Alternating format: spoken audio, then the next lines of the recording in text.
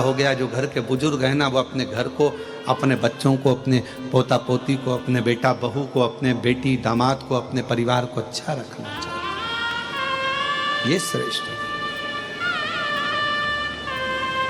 तो शिवजी, शंकर भगवान केवल देव नहीं है। जितने भी देवता हैं, 33 कोटि देवताओं में शंकर जी की गिनती नहीं है।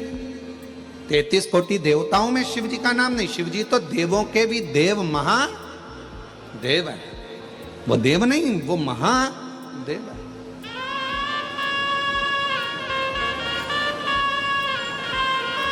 और उनके पास में सारी फाइल है। आप सबने कथा सुनी होगी, आपके यहाँ तो बहुत सारी कथाएं हैदराबाद में होती रहती है। तो अगर आपने कभी विष्णु पुराण सुना होगा तो विष्णु पुराण में एक शब्द आता है कि ब्रह्मा जी ने अपनी नौकरी छोड़ दी शंकर जी के चक्कर में, इस्तीफा देने को तैयार हो गए। तो भगवान विष्णु ने पूछा कि तुम ब्रह्मा जी अपनी नौकरी क्यों छोड़ रहे हो, तुम इस्तीफा क्यों दे रहे हो? तो भगवान नारायण ने जब पूछा तो ब्रह्मा जी बोले कि मैं इस्तीफा इसलिए देना चाहता हूं कि राजा श्वेत, मार्कंडे राजा श्वेत का प्राण छूटने का समय था, मरने का समय था, और राजा श्वेत को मरना था। जब यमराज को मैंने फाइल पर सिग्नेचर कर दे दिए, ब्रह्मा जी बोले कि मैंने सिग्नेचर करके दिए कि नीचे जा और इसको उठा ला, मार दे इसको, राजा श्वेत के प्राण छूटना है। तो राजा श्वेत को उठा कर लाना था। ब्रह्मा जी ने जब फाइल सिग्नेचर करके दे दी तो यमराज ने उस फाइल को स्वीकार करा और यमराज ने अपने यमदूत राजा श्वेत को लेने के लिए भेजा। तो फिर तो भगवान नारायण ने पूछा कि तुम नौकरी क्यों छोड़ रहे हो, इस्तीफा क्यों दे रहे हो? बस इसीलिए दे रहा हूं कि मेरे सिग्नेचर का काम ही नहीं है। तो हुआ क्या, राजा श्वेत ने, जिसका अंतिम समय था, मरने का समय था, और राजा श्वेत ने उस समय पर शंकर भगवान के मंदिर में बैठकर शिव जी के मंदिर में झाड़ू पोछा कर रहा था, पूजन कर रहा था, शिव जी को जल चढ़ा रहा था। तो फिर उसको उठा लाते। तो के बात तो वही है ना कि मेरा सिग्नेचर ही काम नहीं करा, यमराज गया, यमदूत गए, सब कुछ गए, यम के गण गए, उठाने के लिए यमदूत पहुंच गए, पर भगवान शंकर ने यम के भी प्राणों को हर लिया और यमदूतों को भी भगा दिया और कह दिया कि राजा श्वेत मेरी पूजन कर रहा है, ये मेरा है, और पृथ्वी पर अगर कोई मेरा पूजन करने वाला भक्त है तो मुझसे बिना पूछे उसको नहीं ले जा सकते, और छुड़वा दिया। तो मेरी तो सिग्नेचर का काम ही नहीं है, तो फिर मुझे फाइल बनाने से मतलब क्या? मुझे तो इस्तीफा दे दो। ब्रह्मा जी बोले मुझे नौकरी नहीं करना, मुझे तो देवलोक में रहना ही नहीं है। जब शंकर जी की इतनी चल रही है और हमारी चल ही नहीं रही है, तो मतलब क्या?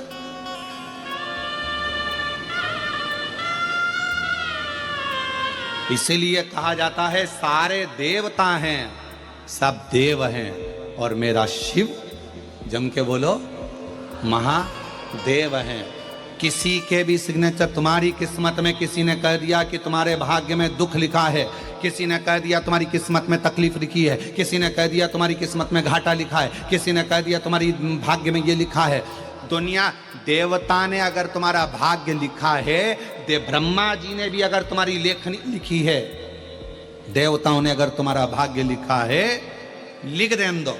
उस भाग्य को पलटने की जवाबदारी केवल एक के पास है, और वो देवाधिदेव महादेव के पास है। वो महादेव के पास। एक पत्र में एक बहन ने लिखा,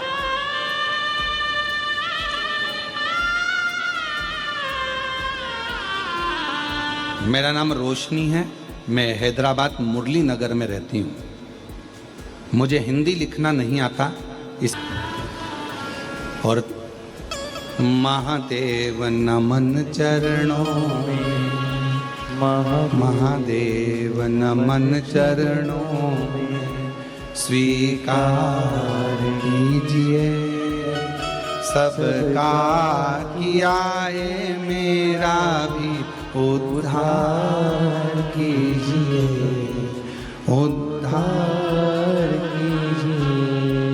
महादेव नमन चरणों में, स्वीकार कीजिए सबका किया है, मेरा भी उद्धार कीजिए, उद्धार कीजिए।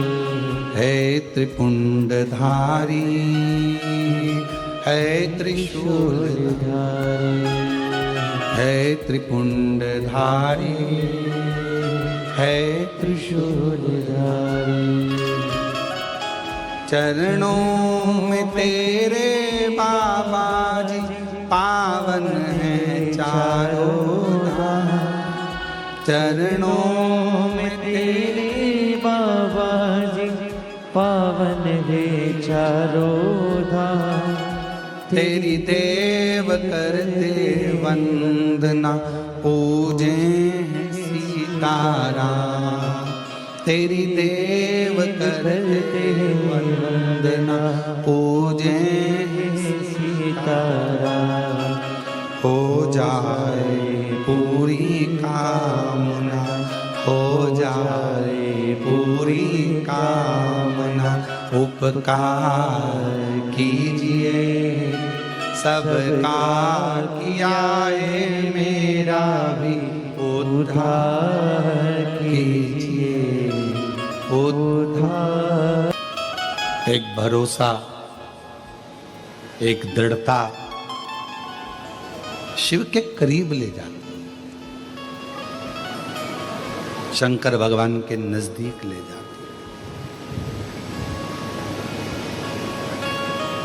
और अगर भगवान नहीं देता तो कौन आता?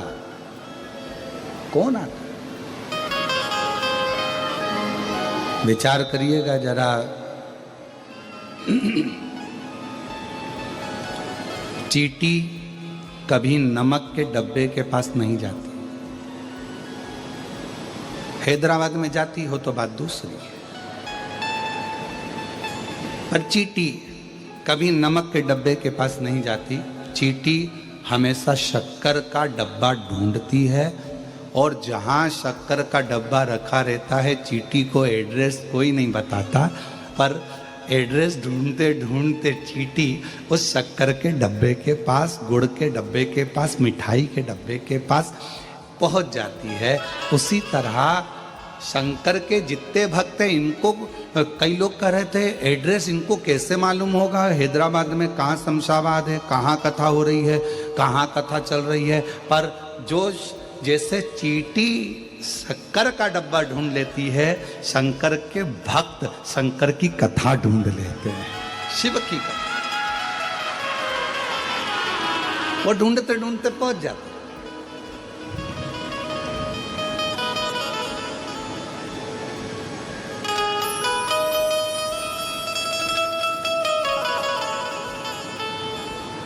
और हैदराबाद में जितनी कथा हुई होगी ना, बड़े बड़े अच्छे वीआईपी हॉल में बैठने वालों के लिए वीआईपी ट्रीटमेंट, वीआईपी भोजन सब रखा जाता है। हैदराबाद के इतिहास की यह पहली कथा है जिसमें लोग रोडों पर अपना दरी बिछाकर केवल कथा को सुनने के लिए बैठे,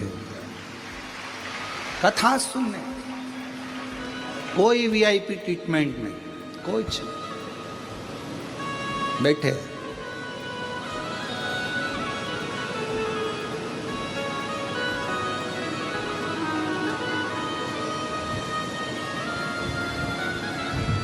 और हमारे ब्रज गोपाल भैया के लिए भी मैं कहूँगा,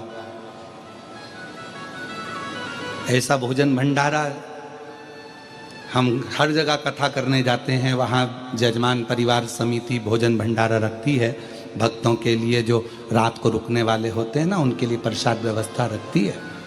पर मैं ब्रज गोपाल भैया भूतड़ा परिवार को धन्यवाद देता हूँ, इस भूतड़ा परिवार की बेटियों को भी, दामादों को भी, इस घर की बहुओं को भी, इस घर के परिवार के सदस्यों को भी बहुत धन्यवाद देता हूँ कि ऐसा भंडारा जिसमें गुलाब जामुन बन रही है, रसमलाई बन रही है, और जिसमें अलग अलग व्यंजन बनकर ये आए हुए शिव भक्तों को जो रात भर इस पंडाल में रहते हैं, सोते हैं, कथा सुनते हैं, उनके लिए आपने व्यवस्था करी, उसके लिए धन्यवाद, धन्यवाद। साधुता है। और कितनी बड़ी बात, एक कोई भाई कोई कल या परसों के दिन कोई गाड़ी भरकर सामान लाया होगा और ब्रज गोपाल भैया को मालूम पड़ा, तो ब्रज गोपाल भैया ने उसके हाथ जोड़कर कहा कि ये सामान आप वापस ले जाओ। क्या पता शिव जी ने हमारे माता पिता की कृपा से कैसे हम पर करुणा करी है, जो हमारे परिवार में कथा हो रही है, हमको तुमसे कुछ नहीं चाहिए, बस कथा सुनो और आनंद लो। कितना कितना साधुता है, कितनी कृपा है।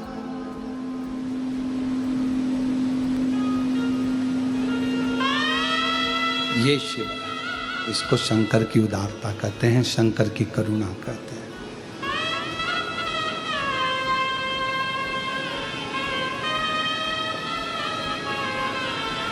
धन्य इस भूतड़ा परिवार की बेटियां हों, चाहे दामाद हों, चाहे इस घर की बहन बेटियां, बुआ हो, फूफा हो, मामा हो, काका हो, चाचा हो, सबको बहुत अंदर से आज गर्व होना चाहिए कि शंकर जी के आप कोई साधारण व्यक्ति नहीं, आप शिव की बेटियां हो, शिव के परिवार के सदस्य हो, शिव परिवार, शिव शिव। पार्वती जी ने पूछा कि आपका मन उदास दिख रहा है, आप बड़े उदास दिख रहे हो, क्या बात है, क्या हुआ?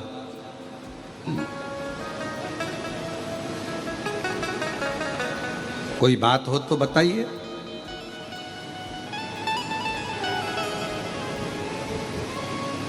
शंकर भगवान बोले कि कलिकाल की स्थिति देखकर मेरे को थोड़ा सा दुख हो रहा। कोई तन से दुखी है, कोई मन से दुखी है, कोई धन से दुखी है, कोई कष्ट शरीर का है, कोई रोग है, किसी को कोई तकलीफ हो रही है, किसी को कोई तकलीफ हो रही है, कोई ना कोई दुखी है। कलिकाल है तो उसमें दुख तो रहेगा।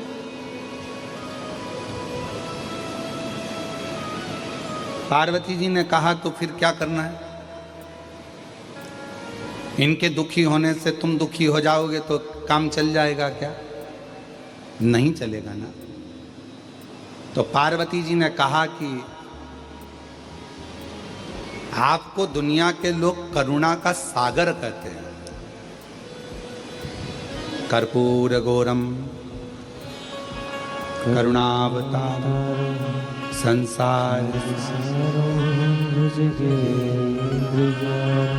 सदा वसन्तं हृदयारविन्दे भवं भवानी शैकं नमामि। आपको दुनिया के लोग करुणा का सागर कहते हैं। तो एक काम करो ना, दुनिया के दुख मिटाने के लिए कुछ ऐसा प्रस्तुत कर दो कि संसार के लोगों के पास में अगर आप नहीं पहुंच पाओ तो आपकी करुणा तो पहुंच जाए। शिव जी ने कहा पार्वती तुम बिल्कुल सत्य कहती हो, और आज दुनिया के दुख मिटाने के लिए आज शिव करुणा का एक स्वरूप प्रकट करता। शंकर भगवान ने अपने नेत्र बंद किए और भगवान शंकर ने नेत्र बंद कर कर अपनी नेत्र बिंदु को नीचे गिराया। 14 रात्रि तक जो शंकर भगवान मौन रहे थे, 14 रात्रि के नेत्र अश्रु को भूमि पर गिरा दिया। गिराते से ही वहाँ एक पौधे ने जन्म ले लिया। उस पौधे से एक मुखी से लेकर 14 मुखी तक रुद्राक्ष जन्म ले लिए। 14 एक मुखी से लेकर 14 मुखी तक रुद्राक्ष प्रकट हो गए। शिव जी ने कहा सुनो पार्वती, कलिक काल में संसार सागर में दुनिया के लोगों पर कितना भी दुख होगा, और अगर उसके नज़दीक में, उसके गले में, उसके करीब में अगर एक रुद्राक्ष होगा तो उसका दुख मिटाने की जवाबदारी मेरी हो। उसका दुख मैं मिटाऊंगा। इसलिए कुबेरेश्वर धाम से दुनिया का, भारत की भूमि पर 12 ज्योतिर्लिंग के मध्य में विराजमान है कुबेरेश्वर धाम। भारत की भूमि का एक ऐसा धाम है कुबेरेश्वर धाम, जहाँ से प्रसाद के रूप में कुछ मिले के ना मिले, पर प्रसाद के रूप में एक रुद्राक्ष जरूर मिलता है, और वो रुद्राक्ष आपकी जिंदगी को संवार देता है। एक रुद्राक्ष जिसको लोग तांबे के कलश में गलाते हैं, शिव जी को जल चढ़ाते हैं और उस जल को पीते हैं, चाहे बड़े से बड़ा कितना भी रोग है, कितनी भी तकलीफ है, कितना भी कष्ट है, दुनिया के लोगों को विश्वास है सीहोर के रुद्राक्ष पर भरोसा। और ऐसे कई लोग बैठे हैं जिन्होंने हम इतने ये पत्रों का तो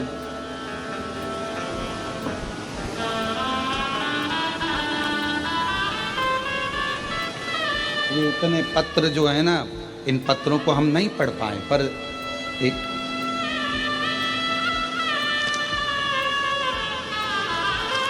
इन पत्रों में इतने पत्र हैं कि हम इन पत्रों को किसी ने अपने फोटो, किसी ने अपना कुछ लगा कर भेजा है। हमारे पास इतना समय नहीं कि हम पत्र भी इतने सारे पढ़ लें, या हमारे पास में इतना, क्योंकि कथा भी कहना है और इतना पत्र लोगों ने भेजा है कि उस जिनके कार्य हुए हैं और बाबा ने जिनको दिया है, इसमें कैंसर हो, थायराइड हो, बीपी हो, शुगर हो, ये पत्रों का भंडार। और पत्र बाहर पीछे भी रखे होंगे, देव जरा इतना पत्र लोग भेजा है। ये पत्रों में क्या है?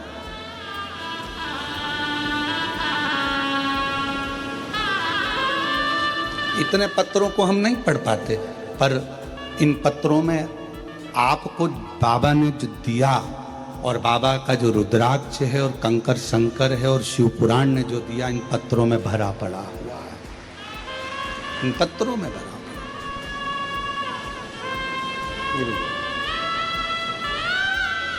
ले जाओ।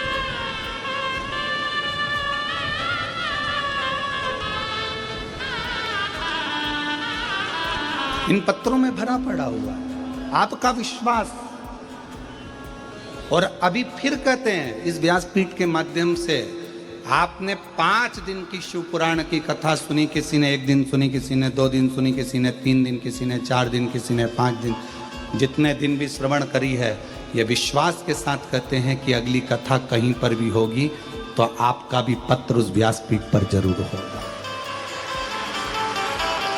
आपका भी पत्र उस व्यासपीठ पर होगा। उसका इंतजार बाबा देव अधिदेव महादेव की इस कथा में हमको भी रहेगा।